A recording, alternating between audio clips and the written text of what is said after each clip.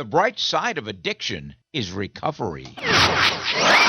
If you're in recovery, know or love someone who is, or simply want to find out more about the recovery process, or maybe you're concerned about someone you know or love, well, this is the podcast for you, as we carry the message of hope and the promise of recovery. And remember, you can always find all of our podcasts at recoverycoasttocoast.org.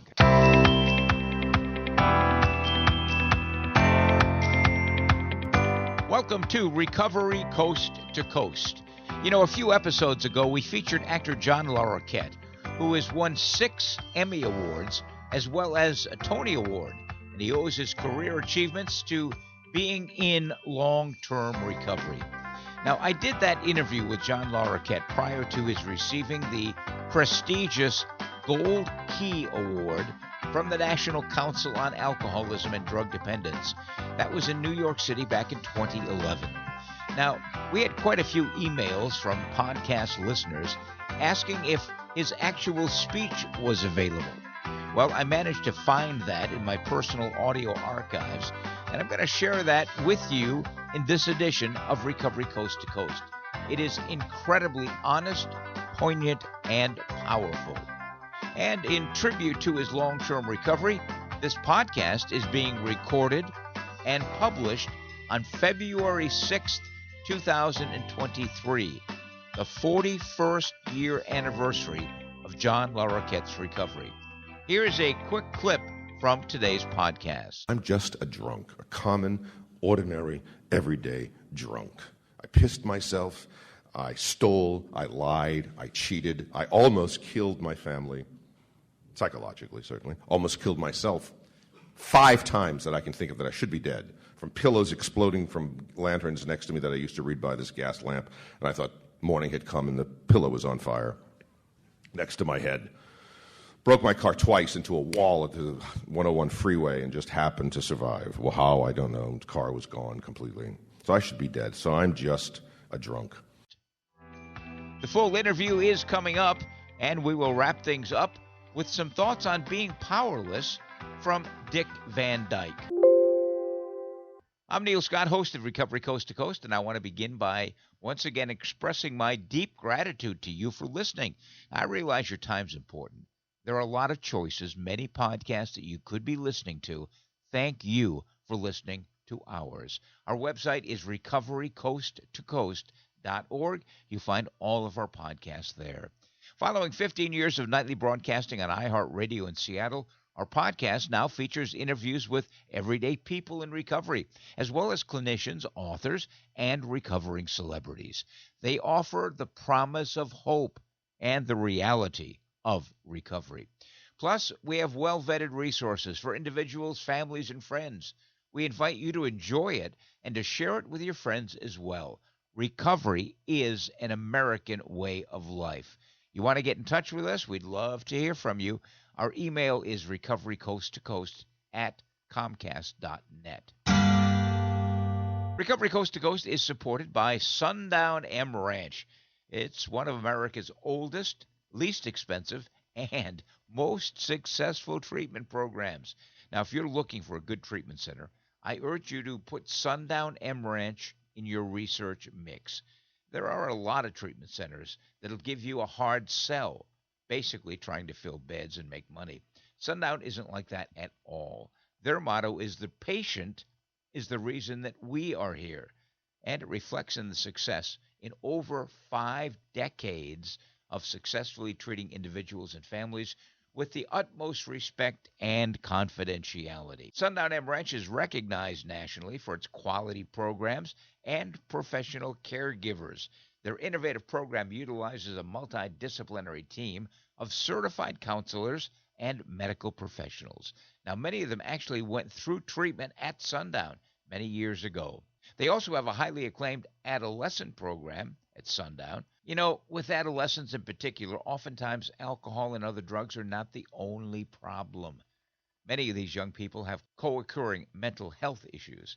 The staff at Sundown is professionally trained to treat matters involving dual diagnosis. And finally, there's the cost, and you can do your research and find out a lot of fancy treatment centers charge a lot of money.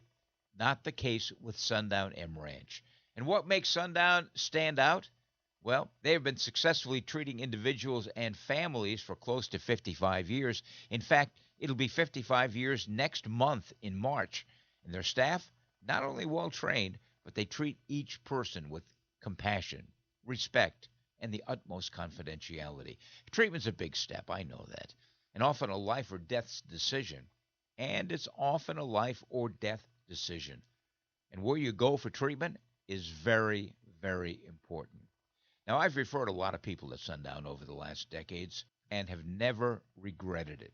Check out their webpage, sundown.org, to see the many programs, their philosophy of treatment, and information on financing and insurance. They have a compassionate team to help you navigate the insurance maze to be sure you receive maximum benefits. Sundown.org, where recovery begins. All right, my friend, it's time for a cup of coffee and an opportunity to listen to a talk given by John Larroquette. This month, in fact, today, February 6th, the day that we're recording this, marks John Larroquette's 41st year in long-term recovery. 41 years. He's a highly acclaimed actor, as you probably know, perhaps best known for his multiple Emmy Awards for his role as Dan Fielding on the hugely popular TV series Night Court. In fact, ABC TV has just revived Night Court for the 2023 season. Now, some 12 years ago, I interviewed him for Recovery Coast to Coast just before he took the stage to receive the Gold Key Award presented by the National Council on Alcoholism and Drug Dependence. You can hear that interview on a previous podcast at recoverycoasttocoast.org. But this is his talk and his story of being suddenly struck sober and staying that way one day at a time, one decade at a time. Let's listen. Thank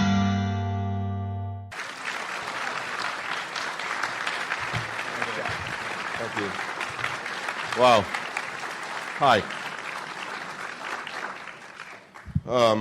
Wow. Great stuff. I mean, I'm a real misanthrope. I hate most people and humanity in general, but when I'm in a room filled with lepers like myself, I've always felt at home. My name is John, and I'm an alcoholic. Of late, I'd always identified with both my first and last name because I remember being at one of those places where they, in my day, used to smoke Marlboros and give you a cup of coffee and tell you to sit down and listen.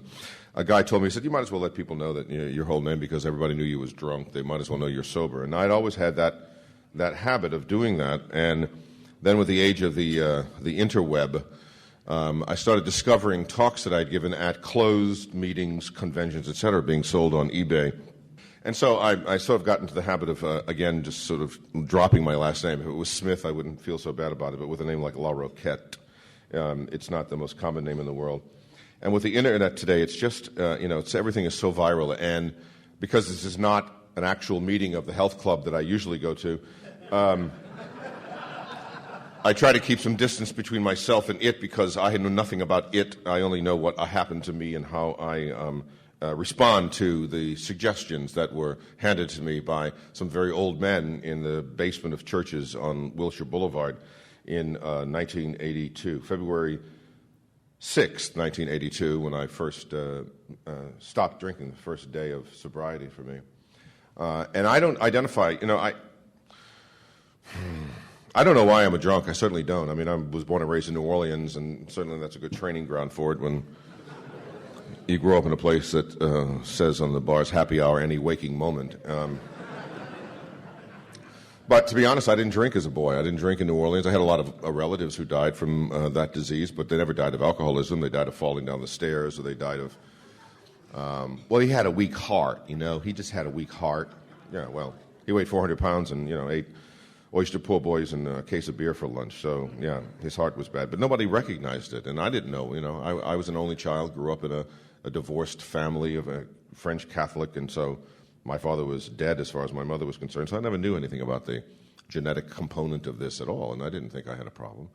Like Dylan Thomas, somebody once asked me what I wanted to be when I grew up, and I said I want to be the drunkest man in the world.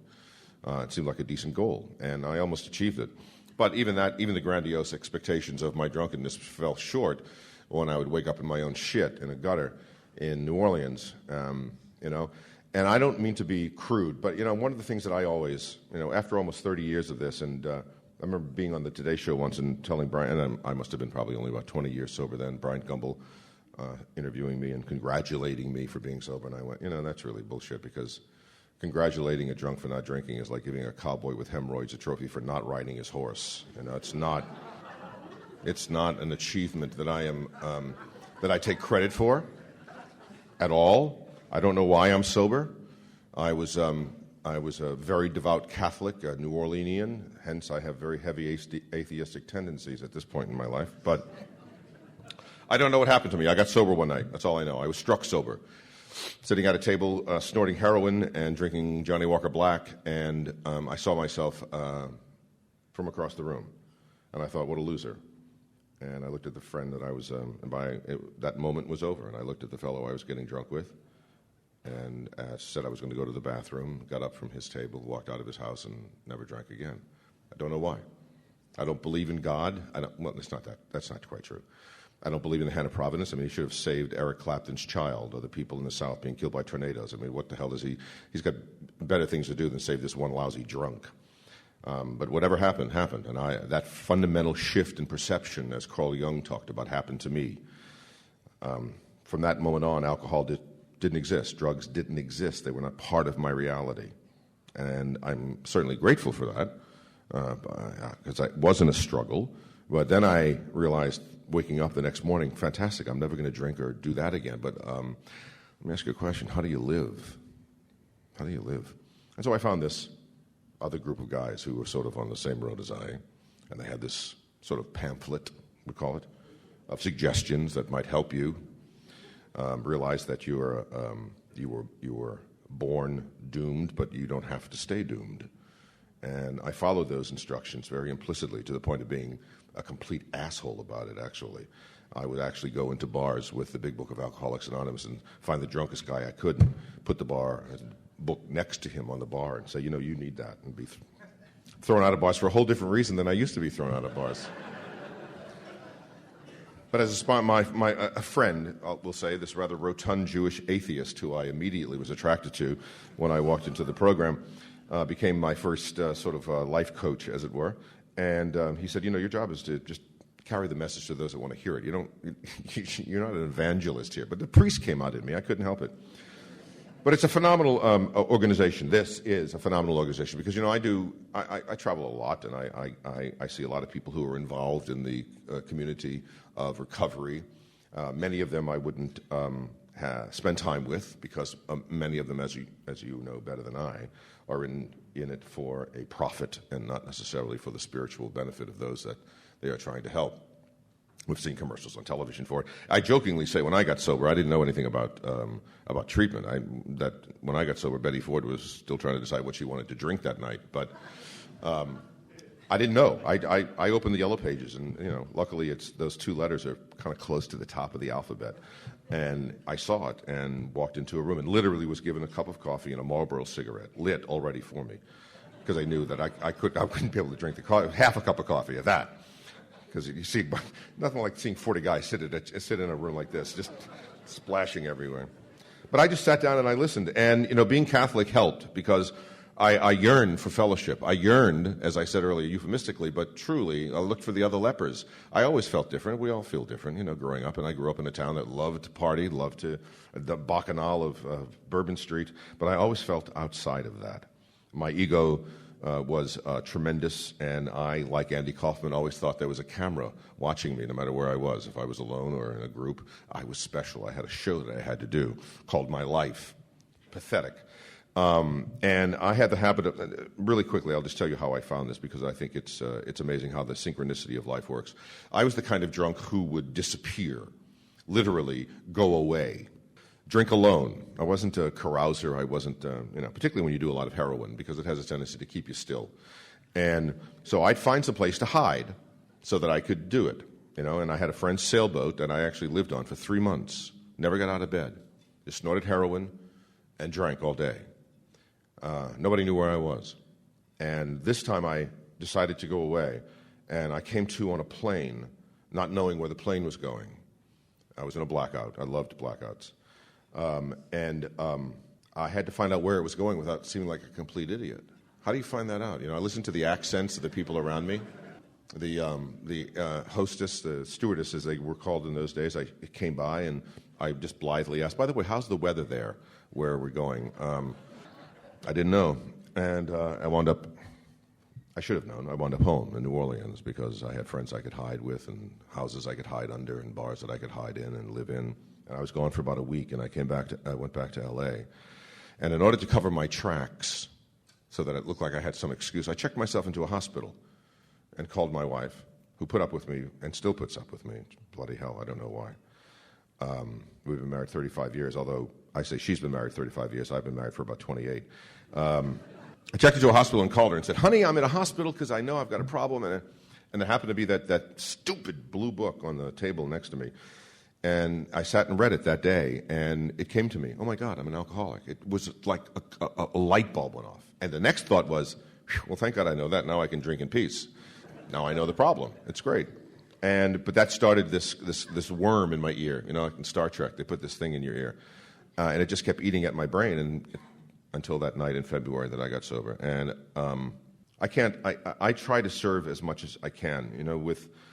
In my line of work, I try to be as subtle as I can as well, because I was telling someone earlier, Bob, I think we were talking, that I know a lot of celebrities, or I don't consider myself a celebrity. I happen to be an actor that has had some success, and I know a lot of guys who are much more famous than I who have gotten sober and gotten out there and beat the drum about certain programs and certain activities, and then they wind up, on the cover of the National Enquirer with their face in the lap of a stripper, drunk. And I've always thought that I want to protect that. I want to protect that tabernacle that helped save my life. And if I get out there and beat the drum and then wind up, because you know what? I don't know how many people in here are drunks or addicts or whatever. It doesn't matter. But the vast majority of us will die drunk. I mean, this is the truth. We will die drunk. Most people never stay sober their entire lives. They just don't. Facts. I had a friend who got sober 6 months after so he got sober in June of 1982. He was one of the co-founders of Cocaine Anonymous in Los Angeles. Cocaine beats your ass a lot earlier than alcohol does, so people have to be younger. And in those days, AA, again, was old men in trench coats and cigarettes. And so he formed Cocaine Anonymous, rewrote the pamphlet a bit so it fit sort of the cocaine mode. And he directly probably saved thousands of people's lives by starting this organization, helping start the organization. And he and I were very close friends. As a matter of fact, I was in England working. He took my place for a speech I was supposed to give at an AA convention in Twin Falls, Idaho. Well, he sort of dropped off the face of the earth for a second. Nobody could find him. His car wasn't at home. And finally, his sponsor broke into the house and found him dead in his bed from an overdose of painkillers. This man had been sober then probably 23 or 24, 25 years. He was a star in the program. And I wrote him email for a year after he died. The fuck were you thinking about? What happened? What did you stop doing? For God's sakes, man. And I know now what happened. And that's why I try to be, humble. I don't do well. But I try to not, I know his ego wouldn't let him walk in the room and do this. After all of that time, after being such a star, such a driving force in the program. So I'm just a drunk, a common, ordinary, everyday drunk.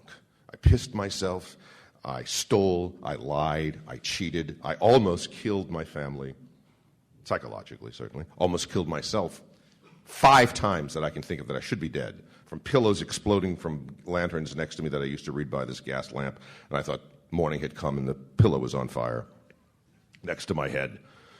Broke my car twice into a wall at the 101 freeway and just happened to survive. Well, how? I don't know. The car was gone completely. So I should be dead. So I'm just a drunk. But I also don't ever want to not be able to walk in here and tell you that I screwed up. And he couldn't. And it's happened more and more and more.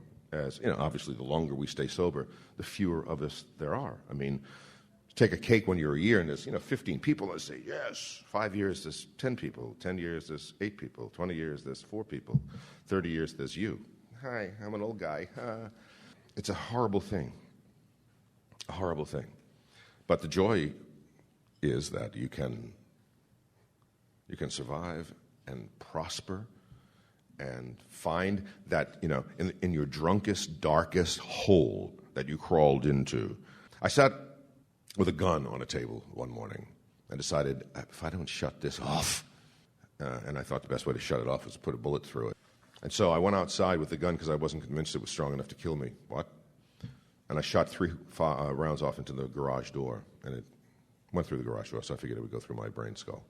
So I sat down with it, and I decided I had to write a note. Obviously, you have to leave something down. You have to leave a note. And about an hour and a half later, with like 5 or 10 crumpled pieces of paper on the floor, I thought, what an egotistical asshole. You're about to kill yourself, and yet you won't leave without the perfect exit line. You know? I came, I saw, I went. That's not good. I told you I was sick. That's not good. But in the midst of that maniacal tirade, what really happened was hope had not been extinguished completely from me. Somewhere deep inside of me, I didn't think how or why or when, but something inside of me, just this little voice said, this might change. This might change. And I think those of us who walk through the doors or walk across the threshold or pick up the phone, there is that little voice that we finally get quiet enough to listen to. And I am so happy for myself, obviously. It's totally selfish. It is a remarkable conundrum that I have to be sober for me and me only, but the only way I can stay that is to help you. You know, it's baffling. It's a really wonderful sort of M.C. Escher kind of world that we have to live in order to continue to be healthy, particularly for such an egomaniacal, misanthropic genius like me, to have to spend time with earthlings. It's remarkable, and I can't thank this organization enough for the work it does. And I was, again, when the names were listed off of people who have gotten this award, and then John Larroquette, I mean, it's sort of like, wow, I guess nobody was home that year, but it was an absolute honor to have been recognized. And where were we? In D.C. then, I think, was the place. But anyway, you kept me sober today. You helped keep me sober. I didn't plan on drinking, but you never know. But now I'll just go to Starbucks instead. Thanks for being here. That was a powerful talk by 6-time Grammy Award winner John Larroquette, who also won a Tony Award, by the way, for his performance on Broadway in How to Succeed in Business Without Really Trying. He celebrates 41 years of long-time recovery today. Keep coming back, John. It works. By the way, I want to remind listeners of this podcast that if you would like to tell your story of recovery, regardless of the path that you've chosen, 12-step, faith-based, if you did it on your own, as long as you've been in continuous recovery for a year or more, drop us a note at recoverycoasttocoast@comcast.net. As promised, Dick Van Dyke is going to share his personal thoughts on powerlessness. That's coming up in just 30 seconds. She has always been your baby, but when your daughter got into drugs and alcohol, she turned into a stranger. What do? Where do you turn? Contact Sundown M Ranch. Sundown's nationally recognized youth treatment program guides young people back to a life free of drugs and alcohol. All treatment is gender-specific and directed by caring certified professionals in a safe environment. You can get your daughter back and get to know her again. Go to www.sundown.org to learn more. And now, as promised, some thoughts on powerlessness from Dick Van Dyke. More dangers have deceived men than forced them. Francis Bacon. What's the most dangerous thing I could do today? Probably it would be to embrace again the old idea that I am in charge, that I have power, that I can and should manage not only my own life, but the lives of everyone around me. For years, that idea totally deceived and almost destroyed me. Even though my addictions were fueled by self-will running riot, I believed that what I really needed was more willpower. I was able to begin my recovery only when I accepted a new idea, that I am in fact powerless, that God alone has all power. The dangerous and deceitful idea that I should be in charge is still rooted somewhere in my brain. Perhaps it always will be. But I've learned how to keep it from blooming, even though it remains powerful and patient.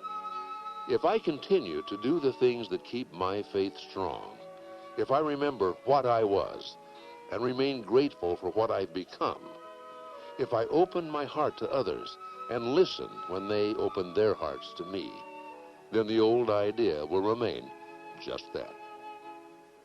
Thought for today: willpower has nothing to do with recovery. Well, that wraps up this edition of the National Podcast Recovery Coast to Coast. If you've enjoyed our podcast, and we certainly hope that you have, please share it with others via social media or simply by telling someone about it. You can find all of our podcasts at recoverycoasttocoast.org. If you'd like to get in touch, our email, recoverycoasttocoast@comcast.net. And please hit the subscribe or follow button. It's free, and you'll be notified the next time we publish a podcast. And remember, if you know someone who is experiencing problems with alcohol or any other drug, here's a 24-hour national helpline that offers free information and confidential treatment referrals. Spanish-speaking individuals are available as well. The number is 1-800-622-HELP. And join us next time for America's Voice for Recovery, Recovery Coast to Coast, the National Podcast.